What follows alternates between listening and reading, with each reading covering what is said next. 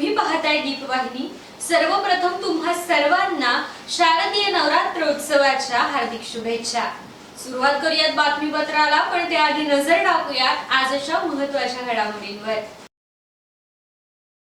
भाजपने युती धर्म पाळावा, रामदासभाई कदम यांचा दापोलीतील भाजप कार्यकर्त्यांना सल्ला। शिक्षण भरतीत स्थानिकांना प्राधान्य द्यावे, खेड मनसेची मागणी। 38,000 तरुणांना रोजगार, 1,500 युवकांना परदेशात प्रशिक्षण, उद्योग मंत्री उदय सामंत यांची माहिती। सिलेंडर नावावर करण्यासाठी गेलेल्या महिलांना HP गॅस ऑफिस खेड येथे उडवाउडवीची उत्तरं।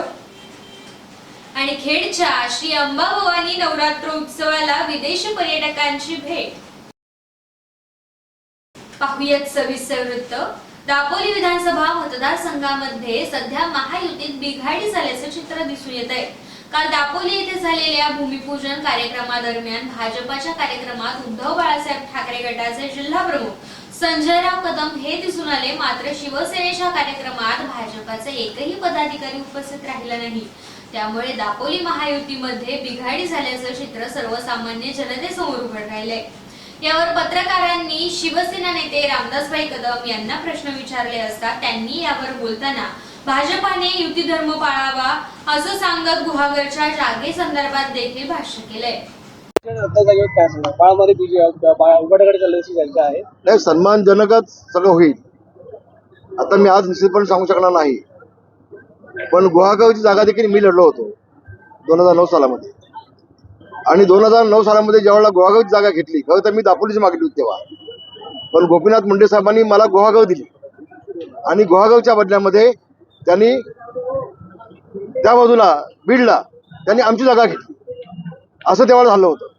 आता काय लोक जे सांगतायत की आमचा हक्क आहे, आमचा हक्क आहे, तर ठीक आहे ना, आपण भांडायचं नाही एक दुसऱ्यांनी। पक्ष 2 निर्णय घेतला, समजा भाजपला जागा सुटली, आम्ही काम करणार, आम्हाला जागा सुटली, युती धर्म भाजपने पाळला पाहिजे, एवढीच फक्त आमची भूमिका असेल। धन्यवाद। एकटं पडण्याचा प्रयत्न होतोय। मागील 5 वर्षापूर्वी जी परिस्थिती होती तीच पुन्हा आता दिसून येते। मला आज काही बोलायचं नाही। आज मला या विषयावरती दादाला एकटे पाडण्याचा प्रयत्न होतोय का, हा प्रश्न तुमचा अतिशय चांगला आहे। या विषयावरती आज मी काही बोलणार नाही। योग्य वेळेला योग्य तिथे मी बोलेन, मी भाजपच्या वरिष्ठ नेत्यांकडे बोलेन आणि याचं उत्तर मिळतं का मी पाहिन। धन्यवाद। जय हिंद, जय भीम, जय महाराष्ट्र।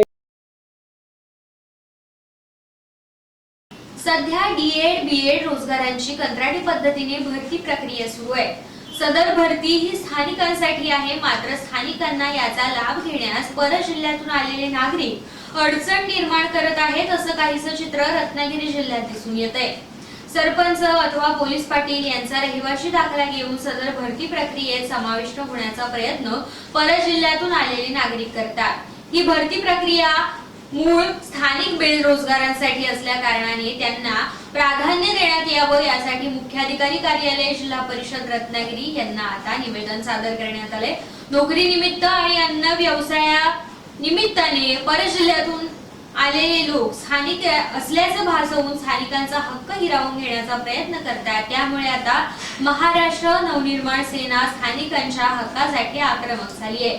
अशा पद्धतीने भरती आढळून आल्यास महाराष्ट्र नवनिर्माण सेना उग्र आंदोलन छेडेल आणि त्याला सर्वस्वी जबाबदार आपलं प्रशासन राहील, असा इशारा महाराष्ट्र नवनिर्माण सेना खेडतर्फे देण्यात आलाय। खेड तालुका मनसे अध्यक्ष निलेश बामणे यांच्या उपस्थितीमध्ये पदाधिकारी यांनी प्रशासनाला निवेदन सादर केलं।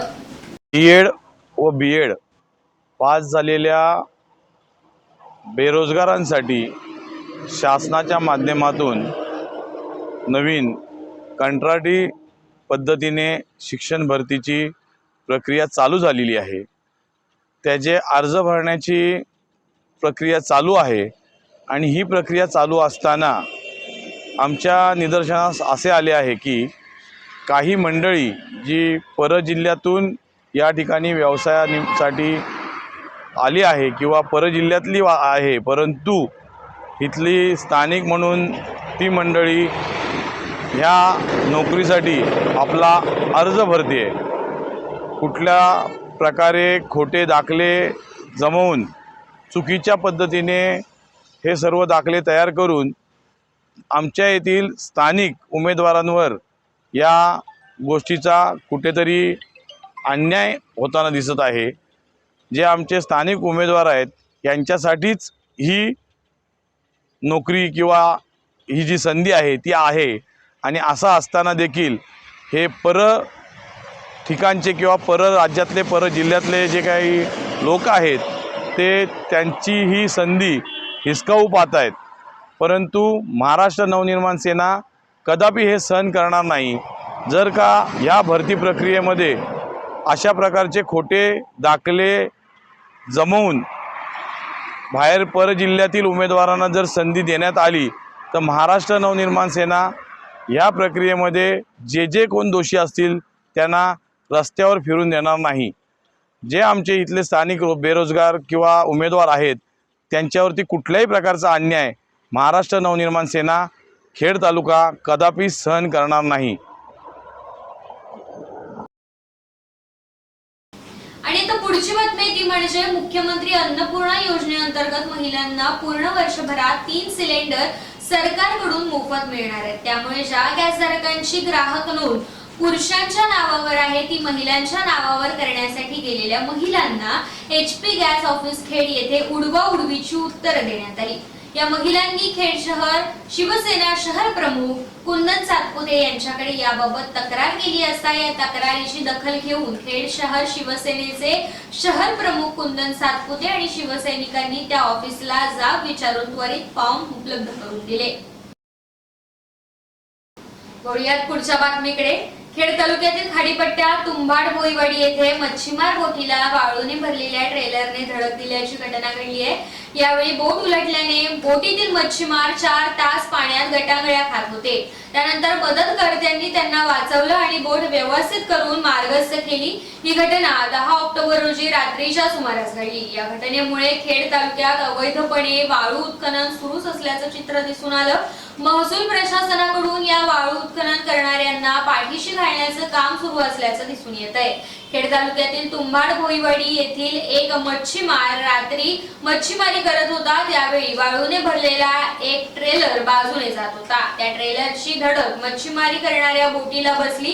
ही धडक इतकी भयानक होती की छोटी बोट खाडीत उलटली। बोटीत मच्छीमारी करणारा खाडीमध्ये कोसळला। या वाळूच्या ट्रेलर मधील खलाशांनी त्या मच्छीमारी करणाऱ्यास वाचवले। त्यानंतर तो ट्रेलर तिथून थेट पुढे निघून गेला। बोट उलटल्यानंतर देखील खाडीच्या पाण्यात पडून जीवन मृत्यूची वाट पाहत बसलेल्या त्या मच्छीमाराला दुसऱ्या बोटीतील खलाशांनी वाचवले। त्यानंतर उलटलेली बोट व्यवस्थित करून त्यांना सुखरूप घरी पाठवण्यात आलं। 9 ऑक्टोबरच्या रात्री घडलेली घटना त्या मच्छीमाराने आपल्या सहकाऱ्यांना सांगितली। त्यानंतर गुरुवारी दुपारी खेड पोलीस स्थानकात तक्रार दाखल करण्यात आली। या प्रकरणी खेड पोलीस आणि महसूल विभागाच्या अधिकाऱ्यांनी घटनास्थळी धाव घेऊन पंचनामा केला। याबाबत पुढील तपास देखील आता सुरू आहे। याआधी देखील खेड तालुक्यातील खाडीपट्टा विभागात वाळू वाहतूक करणारी बोट बुडाली होती। सवणस येथील जगबुडी खाडीमध्ये वाळूने भरलेली बोट अचानक बुडाली होती। ही बोट सईद हमदुले यांच्या मालकीची असल्याची माहिती पुढे आली। त्यामुळे जगबुडी खाडी पात्रात वाळूची चोरटी वाहतूक मोठ्या प्रमाणात सुरू असून सक्शन पंपाच्या सहाय्याने वाळू गाडून बोटीत भरतात आणि अशी भरलेली बोट खाडीत उलटली अशी माहिती देण्यात आली। रत्नागिरी जिल्ह्याचे पालकमंत्री उदय सामंत यांच्या हस्ते निवखोल येथील शहरी आरोग्यवर्धिनी केंद्राचं फीत कापून उद्घाटन करण्यात आलं। कार्यक्रमाची सुरुवात धन्वंतरी प्रतिमेचे पूजन करून करण्यात आली। या प्रसंगी जिल्हा आरोग्य अधिकारी डॉक्टर अनिरुद्ध आढले, राहुल पंडित, बिपिन बंदरकर, सुदेश मयेकर, राजन शेट्टे, सुहेल मुकार, दिशा साळवी यांच्यासह परिसरातील नागरिक उपस्थित होते। चांगली आरोग्य व्यवस्था असावी असे मुख्यमंत्री एकनाथ शिंदे यांचे धोरण आहे असे सांगून पालकमंत्री आणि उद्योग मंत्री उदय सामंत यांनी पुढे असं म्हटलं की 15व्या वित्त आयोगातून नागरिकांसाठी चांगल्या पद्धतीची आरोग्य व्यवस्था केली जात आहे। नागरिकांचे आरोग्य निरोगी राहण्यासाठी या केंद्राचा निश्चितच उपयोग होणार आहे। तर पुढची बातमी आहे ती खेडमध्ये सोमवारपासून दाभोळ खाडीत बहिरवलीतून गेलेल्या जगबुडी नदीत ठिकठिकाणी मृत मासे आढळल्याने मच्छीमारांनी संताप व्यक्त केलाय. रविवारी संध्याकाळपासून कोसळलेल्या मुसळधार पावसाचा फायदा उठवत लोटे औद्योगिक वसाहतीतील कारखान्यांचे सांडपाणी नाल्याद्वारे नदीत सोडल्याने मासे मृत झाल्याचा आरोप दाभोळ खाडी संघर्ष समितीने केलाय. तर मंगळवारी प्रदूषण नियंत्रण मंडळासह शासकीय यंत्रणा CTP अधिकारी संघर्ष समितीने पदाधिकाऱ्यांनी नदीची पाहणी केली. पाण्याचे नमुने तपासण्यासाठी घेण्यात देखील आले. गेल्या जुलै महिन्यात दाभोळ खाडीत प्रदूषणाने मासे मृत झाले होते. त्यावेळी देखील प्रदूषण नियंत्रण मंडळाने पंचनामा करून मृत मासे आणि पाण्याचे नमुने तपासणीसाठी पाठवले होते, मात्र त्याचा अहवाल पुढे काही आलाच नाही. आता पुन्हा एकदा सोमवारपासून बहिरवली परिसरात मृत मासे आढळून येऊ लागलेत.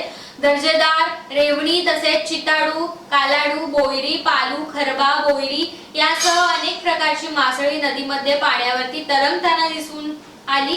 या संदर्भात मच्छीमारांनी दाभोळ खाडी संघर्ष समितीचे अध्यक्ष संजय झुळे यांच्याकडे संपर्क साधून याची माहिती दिल्यानंतर झुळे यांनी प्रदूषण नियंत्रण मंडळाच्या येथील कार्यालयासह संबंधित सर्व शासकीय यंत्रणांना ही माहिती देत नदी पात्रात पाहणी केली.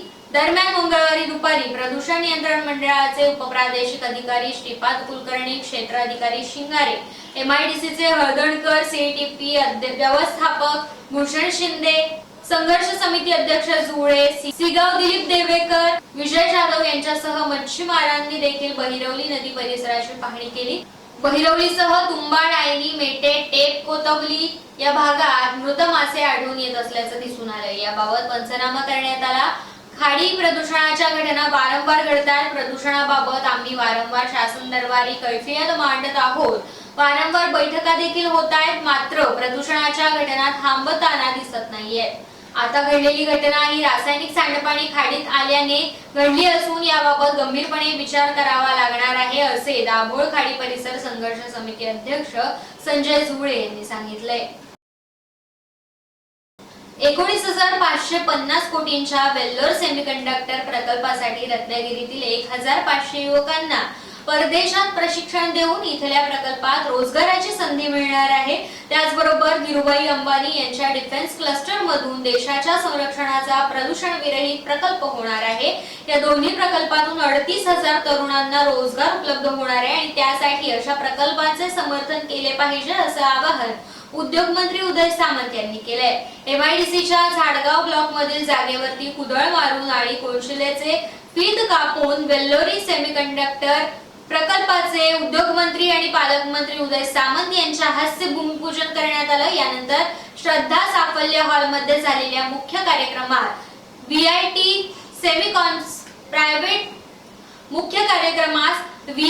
सेमिकॉन स्पार्क प्रायव्हेट लिमिटेडचे संचालक तजपूर संपत कन्नन, अप्पर जिल्हाधिकारी शंकर बर्गे, उद्योजक दीपक गर्दे, प्रशांत पटवर्धन, प्रादेशिक अधिकारी वंदना खरमाळे, सचिन राक्षे, जिल्हा उद्योजक केंद्राचे महाव्यवस्थापक प्रकाश हणबर, सरपंच फरीदा काझी, तहसीलदार राजाराम म्हात्रे आणि मान्यवर मंडळी यावेळेस उपस्थित होते.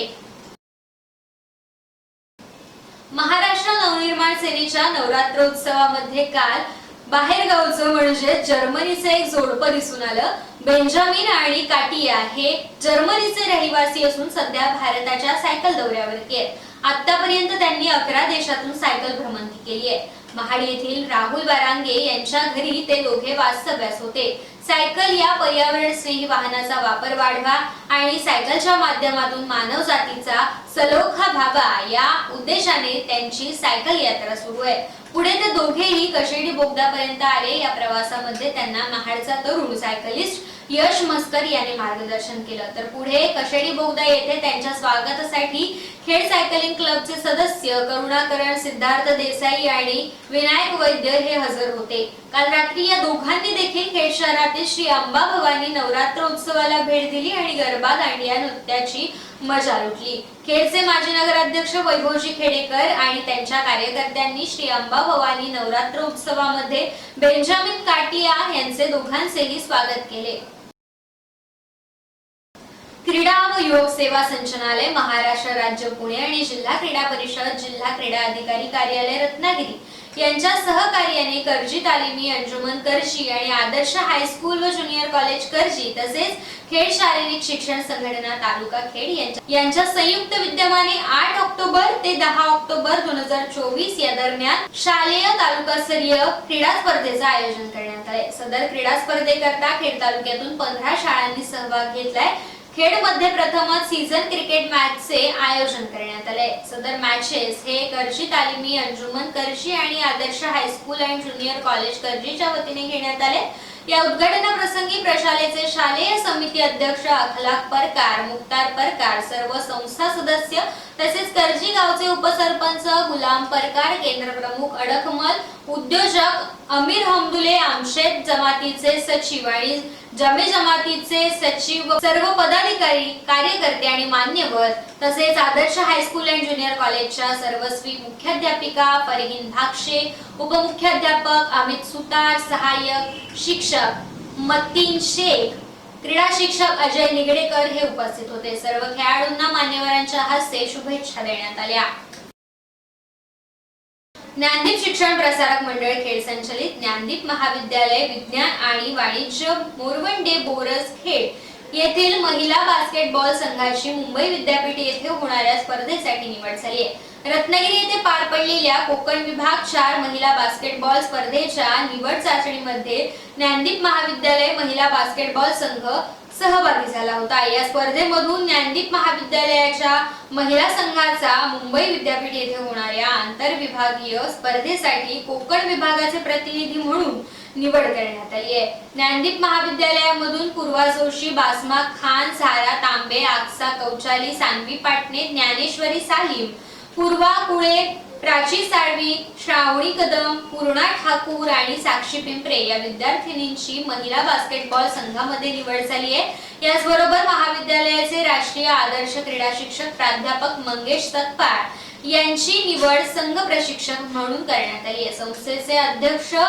अरविंद तोडकरी, उपाध्यक्ष डॉक्टर अमरलाल तलाठी, संस्थेचे सरचिटणीस माधव पेठे तसेच महाविद्यालय नियामक मंडळाचे चेअरमन दीपक लड्डा, संस्थेचे सर्व सभासद आणि महाविद्यालयाचे प्राचार्य डॉक्टर अनंत कुलकर्णी, डॉक्टर उमेश कुमार बागल यांच्याकडून राष्ट्रीय आदर्श क्रीडा प्रशिक्षक मंगेश सकपाळ यांचे आणि विद्यार्थिनींचे कौतुक करण्यात आले आहे।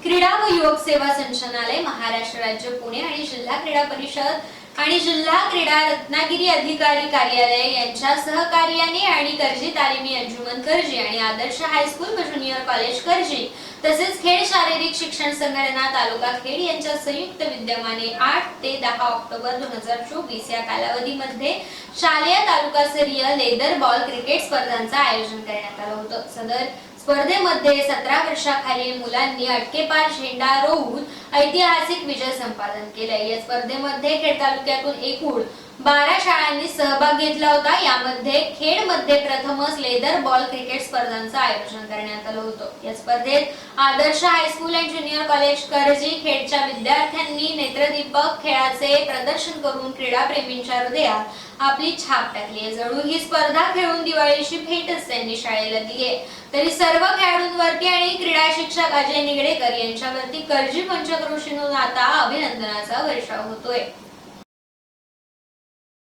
खेड दापोली विधानसभा क्षेत्रांतर्गत येणाऱ्या खेड दापोली मंडळगड विभागातील नागरिकांना आता आवाहन करण्यात आले। महाराष्ट्रात येऊ घातलेल्या विधानसभा निवडणुकांसाठी निवडणूक आयोगातर्फे नुकतीच सुधारित नवीन मतदार यादी प्रकाशित करण्यात आली आहे। लोकसभा निवडणुकीमध्ये अनेक मतदारांची नावे ही गहाळ झाल्याचं पुढे आलं होतं। त्यानंतर आता सुधारित मतदार यादी प्रकाशित करण्यात आली आहे। त्यामुळे तुम्ही तुमचं नाव या यादीमध्ये आहे की नाही हे जाणून घेण्यासाठी व्हॉट्सअप वरती हाय टाइप करून आता घर बसल्या हे बघू शकताय। व्हिडिओ मध्ये दिलेली माहिती बघून तुम्ही सुद्धा आपलं नाव मतदार यादीत असल्याची खात्री करून घेऊ शकता। आपलं नाव यादीत शोधण्यासाठी त्वरित सहकार्य करण्यात येईल असं सांगण्यात देखील आलंय। शारदीय नवरात्र उत्सवाचा औचित्य साधून खेड येथील सहजीवन शिक्षण संस्थेच्या सहजीवन प्रायमरी स्कूल मध्ये दांडिया रासचं आयोजन करण्यात आलं होतं। नर्सरी ते 4थीच्या विद्यार्थ्यांनी रास दांडियाचा मनसोक्त आनंद लुटला। चिमुकल्यांबरोबर शाळेचे शिक्षक आणि शिक्षकेतर कर्मचारी यांनी सुद्धा दांडिया रासचा मनमुराद आनंद घेतला। कार्यक्रमाच्या अखेरीस सर्व विद्यार्थ्यांना अल्पोपहार देण्यात आलं. प्रशालेचे चेअरमन राजेश बुटाला यांनी या कार्यक्रमाचं विशेष कौतुक केलं. वळूयात पुढच्या बातमीकडे. महाड विधानसभा मतदारसंघामध्ये शिवसेना, ठाकरे गट आणि शिंदे गटामध्ये तणाव वाढत चाललाय. याच राजकीय वादळात आता एक नवा वाद उभा राहिलाय. महाडचे आमदार भरत गोगावले यांनी महिलांविरोधात आक्षेपार्ह वक्तव्य करत ठाकरे गटाच्या इच्छुक महिला उमेदवार स्नेहल जगताप यांना उद्देशून केलेलं विधान चांगलंच गाजतंय. एका मिक्सर वाटपाच्या कार्यक्रमात बोलताना आमदार भरत गोगावले यांनी महिलांबद्दल आक्षेपार्ह वक्तव्य केलं. या वक्तव्यामुळे परिसरातील राजकीय वातावरण चांगलंच तापलंय.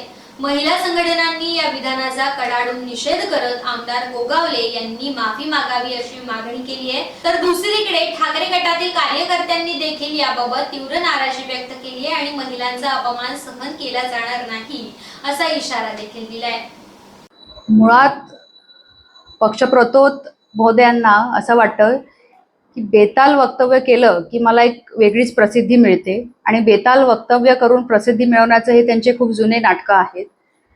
एकीकडे महिलाच्या बाबतीमध्ये लाडकी बहीण योजना राबवायची आणि दुसरीकडे समस्त महिला वर्गासाठी अशा पद्धतीचं आक्षेपार्ह वक्तव्य द्यायचं हे खरंच निंदनीय आहे. जे वक्तव्य त्यांनी या ठिकाणी केलेलं आहे किंवा ज्या चुकीच्या शब्दाचा त्यांनी या ठिकाणी वापर केलेला आहे, निश्चितपणानं महाविकास आघाडीची शिवसेना उद्धव बाळासाहेब ठाकरे पक्षाची संभाव्य उमेदवार ही महिला आहे. तो जाणून बुजून हा मला उद्देशून केलेलं हे वक्तव्य आहे आणि ते करत असताना निश्चितपणानं ही महाराष्ट्राची संस्कृती नव्हे आणि हेच का त्यांचे संस्कार हे आपल्या माध्यमातून मी त्यांना विचारू इच्छिते. आणि दुसरं माझं हे थेट मुख्यमंत्र्यांना, राज्याच्या एकनाथ शिंदे साहेबांना हे आव्हान असणार आहे आणि हा प्रश्न असणार आहे की अशा पद्धतीचं वक्तव्य हे जे काही आपल्या पक्षाच्या प्रतोद यांनी केलेलं आहे त्याच्यावरती आपण गंभीर गुन्हा दाखल करणार आहात का, आणि जर का तो करणार नसाल तर त्याच्या बाबतीमध्ये आपली काय भूमिका असणार आहे हे समस्त महिला वर्गाला आपण दाखवून द्यायचं आहे. त्याचबरोबर वेळ झाली आता इथेच थांबण्याची. तुम्ही पाहत रहा दीपवाहिनी.